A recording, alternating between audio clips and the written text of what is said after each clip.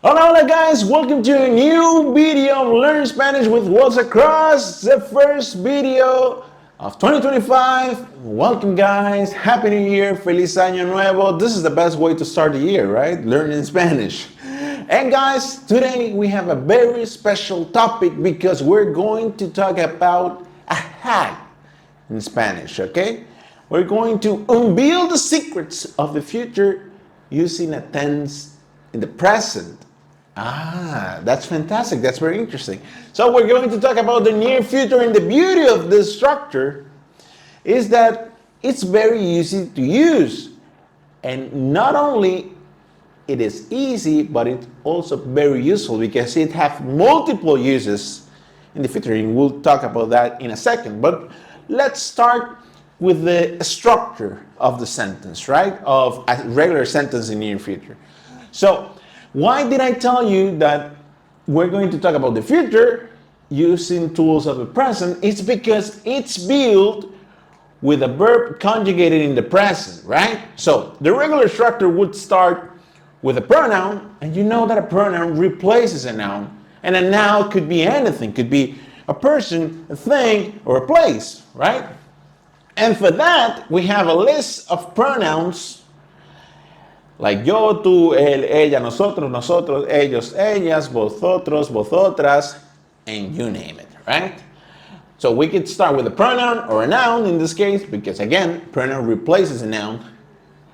So let's take the pronoun yo, for example, that it's I, right?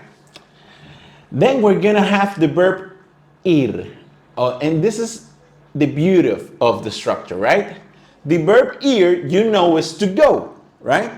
We will need to conjugate that verb in the simple present, in the easiest way to conjugate a verb, right?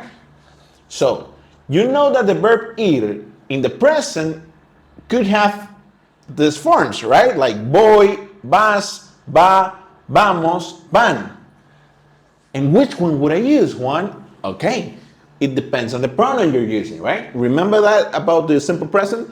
That we need to match the pronoun with the conjugation, right? The conjugation will change according to the pronoun. Okay, that's the beauty of it. So in this case, we'll use yo with voy. Easy. Yo voy.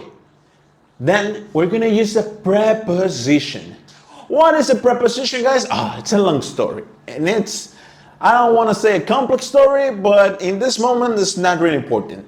The point is that we're going to use the letter A. That vowel, that very useful vowel that combining it with this verb will create the structure, right? So, yo voy a, and then we put a verb in infinitive form. Okay, Juan, what is the infinitive form of a verb? What is that? The infinitive form of a verb is a non-personal form of a verb, right? And what do I mean by that? Is that it won't change. And it's like the base form of a verb, right? Like when you see Pokemon, like it's the main form, it's exactly like that. It won't change. Why? Because this guy, boy, is already changing. So it's already setting the mood of the sentence, right? Then this infinitive form of verb won't change, okay? So you know that the verb comer is to eat, right? And that's exactly what the infinitive form of verb is. To eat, to read, to run. It's the same thing here. The only thing is that in Spanish we have verbs ending in er, like comer, or ending in ir, like reír, to laugh, or ending in ar, like for example, amar, that is to love. Very romantic.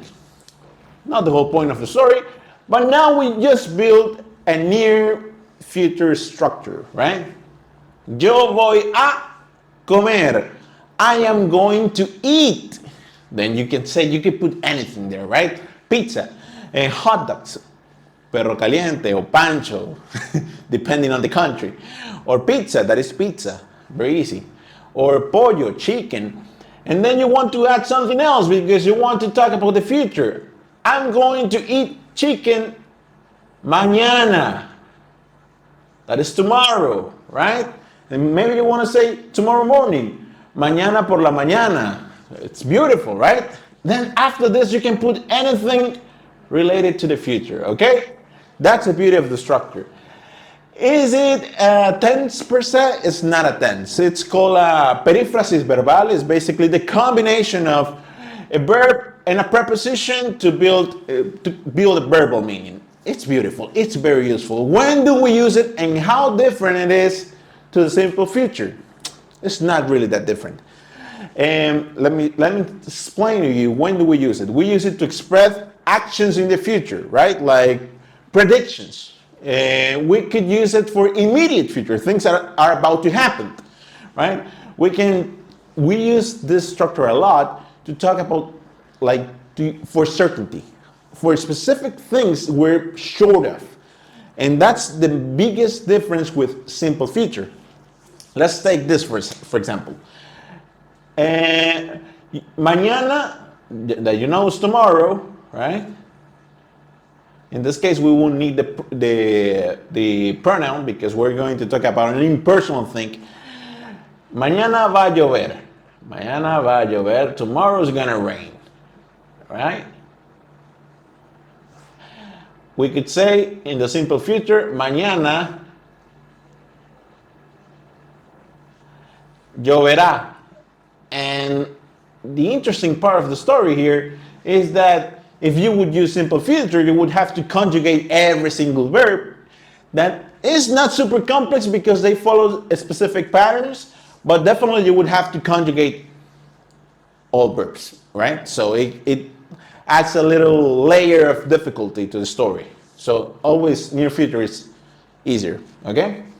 So let's look at this difference. Mañana va a llover y mañana lloverá. Tomorrow's gonna rain, tomorrow it will rain. The one with the biggest degree of certainty is the one where we use the near future. Mañana va a llover for sure. I'm 100% sure about this, okay? Mañana lloverá. It will rain, or it could rain, right? Again, this one is 100. I know for a fact that it's gonna rain. Mañana lloverá. Yeah, tomorrow will rain, but I'm not sure when. I'm not sure what a specific time.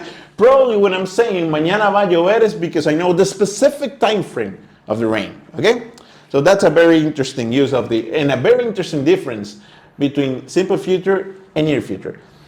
Honestly, they both talk about the future.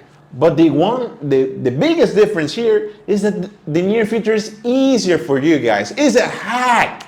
It's a powerful tool you have in your hands to talk about the future, to talk about plans, maybe tomorrow or in 3 years. Either way, we use it like that, okay?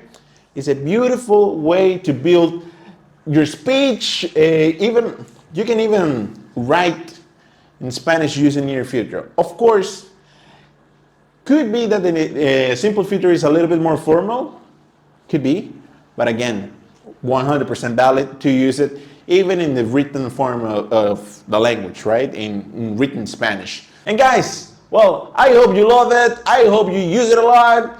I'll see you in the next video. Learn Spanish with Worlds Across. Adios.